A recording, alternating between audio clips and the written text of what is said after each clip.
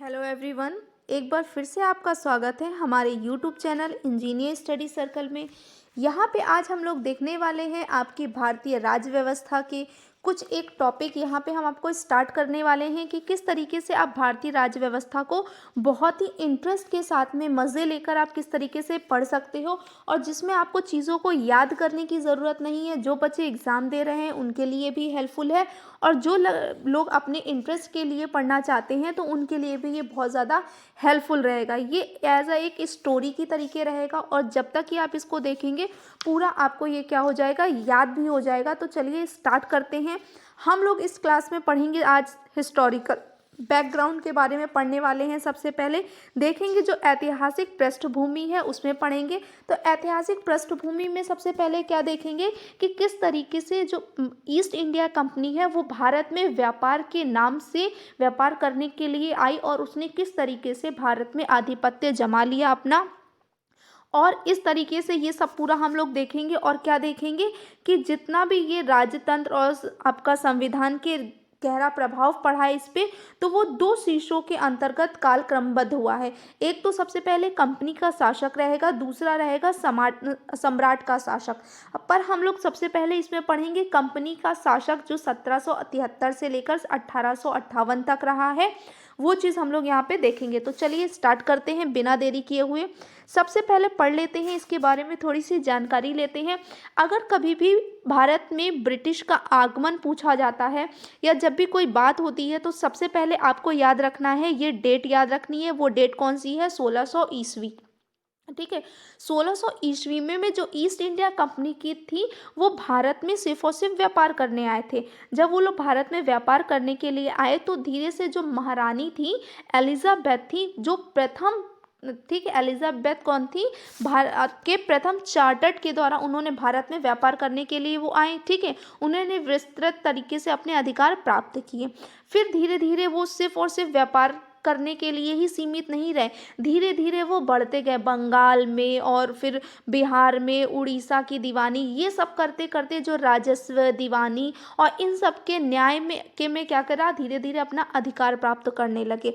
जब ये धीरे धीरे अपना अधिकार प्राप्त करने लगे उसके बाद में उन्होंने क्या देखा कि अब अधिकार तो उन्होंने प्राप्त कर लिया, फिर उन्होंने देखा कि बंगाल पे, बिहार पे और उड़ीसा पे, कोलकाता पे, यहाँ पे किस तरीके से लोगों का आधिपत्य है।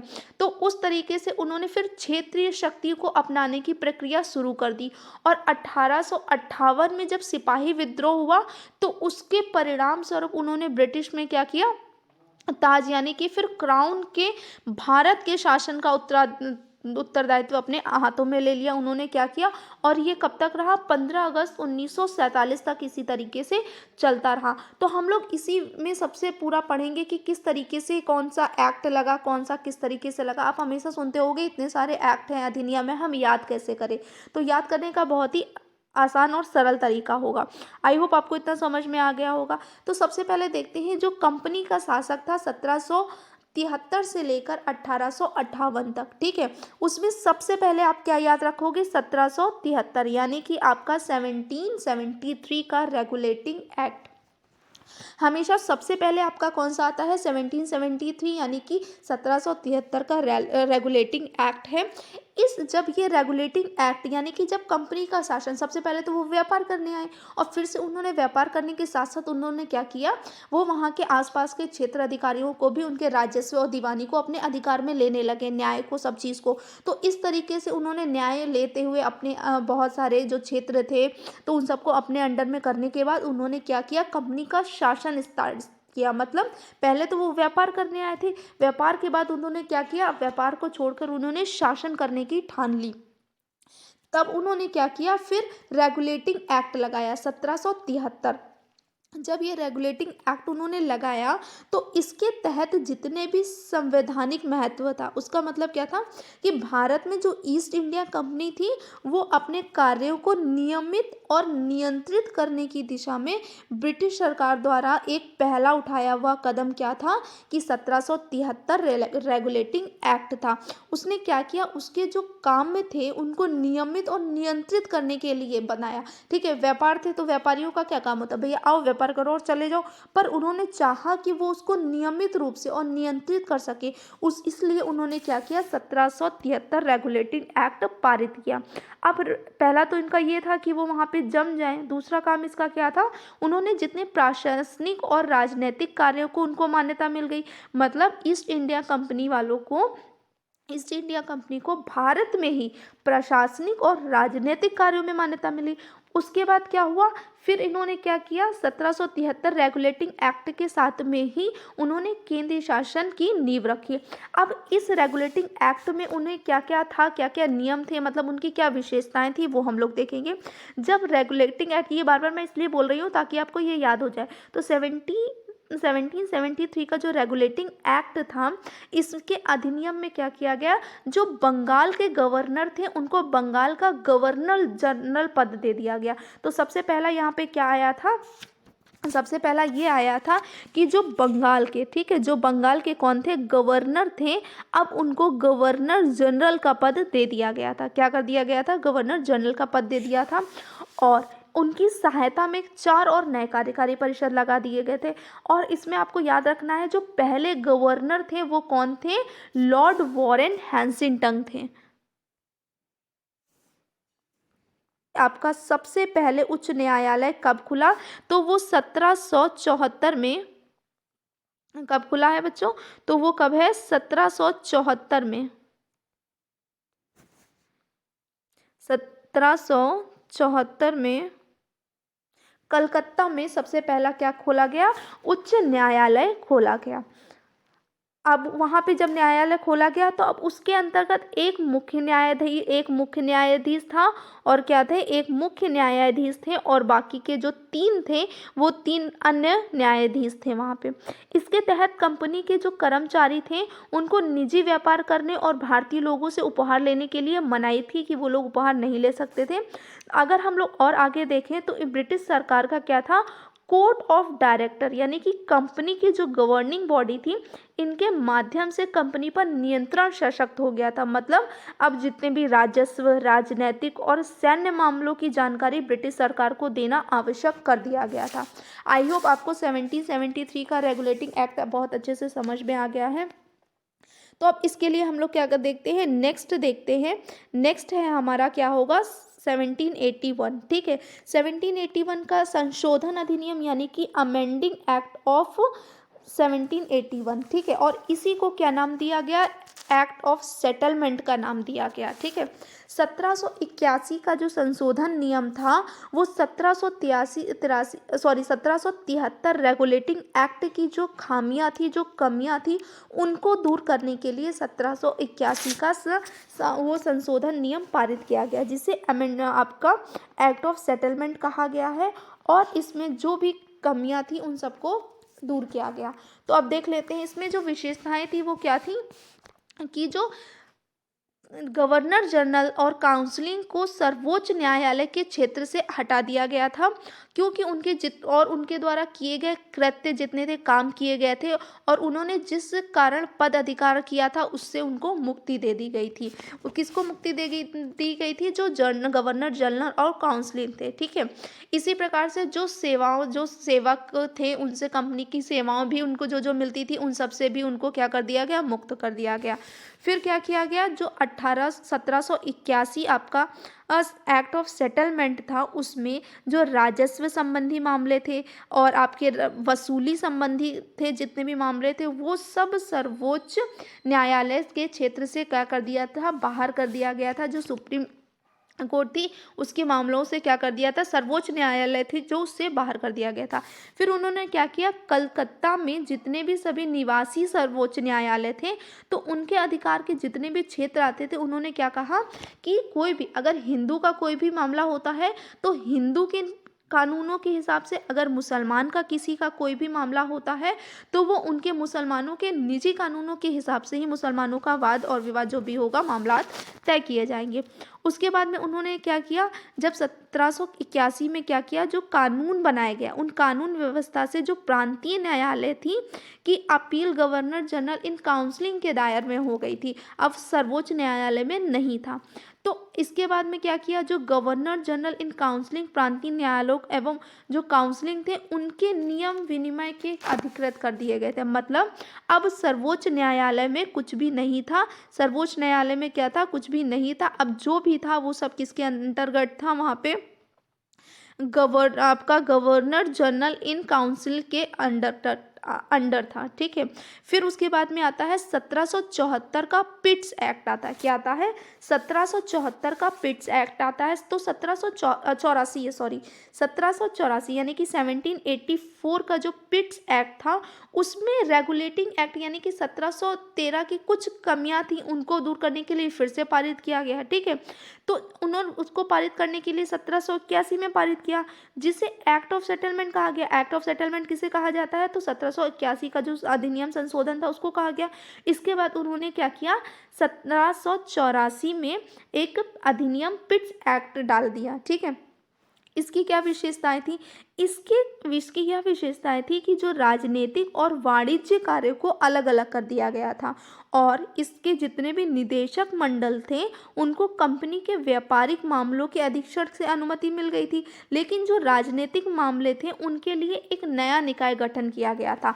इस तरीके से द्वैध शासन की व्यवस्था थी वो प्रारंभ हो चुकी थी। पूछा जाएगा द्वैध शासन की आपकी व्यवस्था कब स्टार्ट हुई थी, तो वो 1784 में स्टार्ट हुई थी।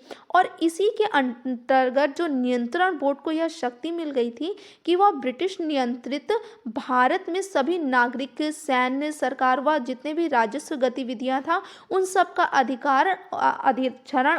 अधीक्षण और नियंत्रण कर सके। कौन, ये ब्रिटिश पूरा। तो इस अधिनियम के दो कारण हुए कि वे मतलब पहला ये था कि भारत में कंपनी के अधीन क्षेत्र को पहली बार ब्रिटिश आधिपत्य का क्षेत्र कहा गया, और दूसरा ये था कि सरकार को भारत में कंपनी के कार्यों और इसके प्रशासन का पूर्ण नियंत्रण मिल गया था 1784 से।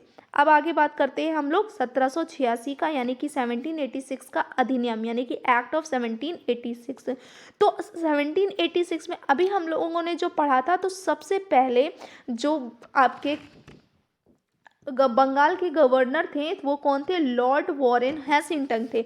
तो अब 1786 में बंगाल का जो गवर्नर जनरल था अब उसको क्या कर दिया है, गवर्नर जनरल नियुक्त किया गया। ठीक है, तो अब किसको नियुक्त किया गया, लॉर्ड कॉर्नवालिस को किया गया। ठीक है, आपका इसमें क्या आ जाएगा, लॉर्ड कॉर्नवालिस। 1786 में कौन थे, लॉर्ड कॉर्नवालिस, ये आपको याद रखना है। ये कौन थे, तब ये यहाँ के गवर्नर जनरल बने थे। कब बने थे, 1786 में जो गवर्नर जनरल बने थे वो कौन थे, लॉर्ड कॉर्नवालिस। पर इन्होंने क्या कहा, हम मेरी दो शर्तें हैं तभी मैं यहाँ का गवर्नर बनूंगा। सबसे पहले तो जितने भी आपके विशेष मामले हैं काउंसलिंग के निर्णयों में वो सारे अधिकार मेरे होने चाहिए, और दूसरा सेनापति अथवा कमांडर इन चीफ का पद भी मुझे ही दिया जाना चाहिए। ठीक है, तो इसके तहत इनको ये दो और इसमें जोड़ दिए गए। आगे पढ़ते हैं 1793 का चार्टर्ड कानून। तो जो चार्टर्ड कानून था वो क्या था, यहाँ देखेंगे, इसने लॉर्ड कॉर्नवालिस को दिए गए काउंसिल के जो निर्णय थे ऊपर अधिभावी शक्ति को भविष्य के गवर्नर जनरलों में और प्रेसिडेंसियों में विस्तारित कर दिया। मतलब जो भविष्य में आने वाले जितने गवर्नर जनरल थे उनके उसमें क्या कर दिया, इसको पारित कर दिया। और उन्होंने क्या किया, और जितने भी गवर्नर जनरल अधीनस्थ बॉम्बे और मद्रास प्रेसिडेंसियों की सरकारें थी उनके ऊपर अधिक नियंत्रणकारी शक्ति प्रदान की, मतलब और ज़्यादा वो नियंत्रण कर सकें। और उन्होंने क्या किया, जो आपके ये लॉर्ड कॉर्नवालिस थे इन्होंने व्यापार के एकाधिकार को अगले 20 वर्षों की अवधि के लिए और बढ़ा दिया। मतलब और 20 साल तक क्या कर सकते थे, उस पर अधिकार कर सकते थे। इसके बाद में आता है आपका चार्टर्ड अकाउंट 1813।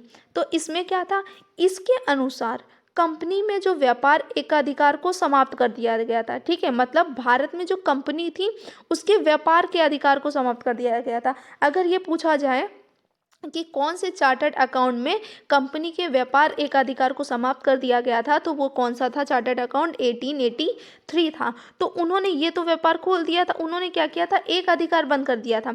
यानी अब व्यापार को सभी ब्रिटिश व्यापारियों के लिए खोल दिया गया था। पर जो चीनी का व्यापार और आपका चाय के व्यापार के साथ में था, तो उसको सिर्फ चीन के साथ में ही एक अधिकार रखा गया। इसके बाद में क्या करते हैं, वो जितने भी भारत में कंपनी शासित क्षेत्र थे, तो ब्रिटेन ने राजा की प्रभुत्व को प्रकट की व स्थापित कर दिया। मतलब जो ब्रिटेन के राजा थे, फिर उन्होंने क्या कहा, जितने भी ईसाई मशीनरी हैं वो भारत में आकर क्या करें, लोगों को प्रबुद्ध करने की अनुमति प्रदान की गई।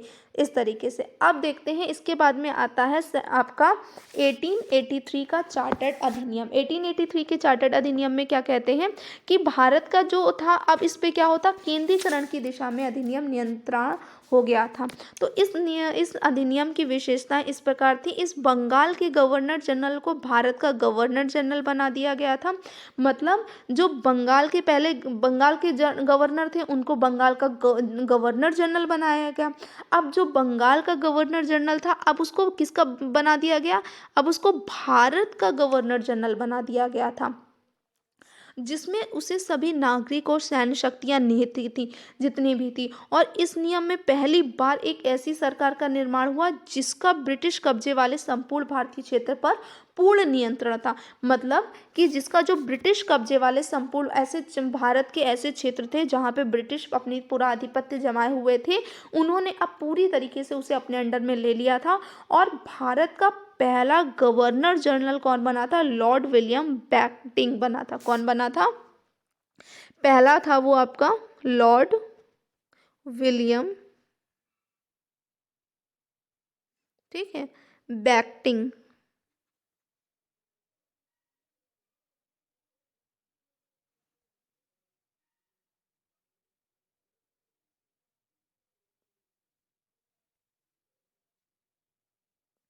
बेंटिंक ये कौन थे, भारत के पहले गवर्नर जनरल थे। और इन्होंने क्या किया था, मद्रास और बम्बई के गवर्नरों को विधायिका संबंधी शक्ति से वंचित कर दिया। मतलब उनको विधायिका कोई भी नहीं दिए। और भारत के गवर्नर जनरल को पूरे ब्रिटिश भारत में विधायिकी के असीमित अधिकार प्रदान कर दिए गए थे। इसके लिए उन्होंने कहा कि इससे पहले जितने भी कानून बने थे उन्हें नियामक कानून कहा गया, और जितने नए कानून बने थे उनको एक्ट और अधिनियम का नाम दिया गया। ठीक है। फिर उन्होंने क्या किया, ईस्ट इंडिया कंपनी की एक व्यापारिक निकाय के रूप में उन्होंने की जाने वाली जितनी भी गतिविधियां थी उन सबको समाप्त कर दिया, और उन्होंने विशुद्ध रूप से प्रशासनिक निकाय ही बनाया। इसके तहत उन्होंने क्या कहा कि जो कंपनी के अधिकार है, जितने भी ब्रिटिश क्षेत्र के राजशाही हैं या उत्तराधिकारी हैं, के विश्वास के तहत उन्हें अपने कब्जे में रह गए। मतलब उनको वहाँ के राजा ही बना के रखा, पर उनसे सारी जानकारी अपना लेते थे, सारा अपने ही कहे अनुसार उनसे काम करवाया जाता था। तो चार्टर्ड एक्ट आपका 1883 में क्या हुआ, उन्होंने सिविल सेवकाओं के चयन के लिए खोली प्रतियोगिताओं को क्या किया, स्टार्ट किया। पर लास्ट में क्या हुआ, जो बोर्ड ऑफ डायरेक्टर्स थे उन्होंने उनके इस विरोध के कारण इसको समाप्त कर दिया गया। इसको समाप्त करने के बाद में क्या हुआ, 1853 चार्टर्ड अधिनियम आया। उस 1853 चार्टर्ड अधिनियम के अनुसार जो 1793 से 1853 के दौरान, मतलब 1773, आपका कब से, 1793 से, ठीक है, 1793 से, यानी कि हमारा जो 1793 चार्टर्ड अकाउंट से लेकर 1853 चार्टर्ड अकाउंट 1853 चार्टर्ड अकाउंट में था आपका पारित किया गया थे, उनके नियम के अनुसार संवैधानिक विकास की दृष्टि से अधिनियम एक महत्वपूर्ण अधिनियम बन गया था ये 1853। इससे क्या किया उन्होंने, उसने पहली बार जो गवर्नर जनरल की परिषद की उसको विधायिकी और आपका प्रशासनिक कार्यों को अलग कर दिया गया था। जितने भी गवर्नर जनरल के परिषद अलग हो गए और प्रशासनिक अलग हो गए थे। और उन्होंने 6 नए बड़े पार्षद और जोड़े थे उसमें, इन्हें विधान पार्षद कहा गया था।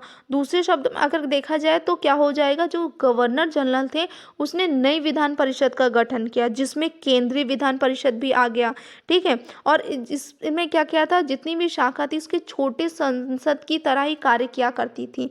फिर क्या किया, अब जब 1853 तिरपन का आपका 1853 1853 का जो चार्टर्ड अधिनियम था, तो जब अभी 1833 में सिविल सेवाओं परीक्षाओं को बंद कर दिया गया था, तो उनको फिर से एक बार खोल दिया गया। उन्होंने ये कहा गया कि भारतीयों को किसी भी प्रकार से नागरिकों को उनको किसी भी विशिष्ट सिविल सेवा की मतलब संबंध से किसी को भी उससे बाहर नहीं किया जाएगा। व्यवस्था को फिर से प्रारंभ किया गया और इसे कंपनी के शासन को विस्तारित कर दिया गया। जो भारतीय क्षेत्र को इंग्लैंड राजशाही के विश्वास के तहत कब्जे में रखा का अधिकार था, तो उन सब के अधिनियमों के विपरीत इसमें क्या किया है, एक निश्चित सीमा निर्धारित नहीं की गई। इससे यह स्पष्ट था कि जो संसद द्वारा जितनी भी कंपनी का शासन किसी भी समय समाप्त किया जा सकता था, मतलब कभी भी उसको कोई भी एक मतलब पर्टिकुलर नहीं था कि तब तक ही चलेगा।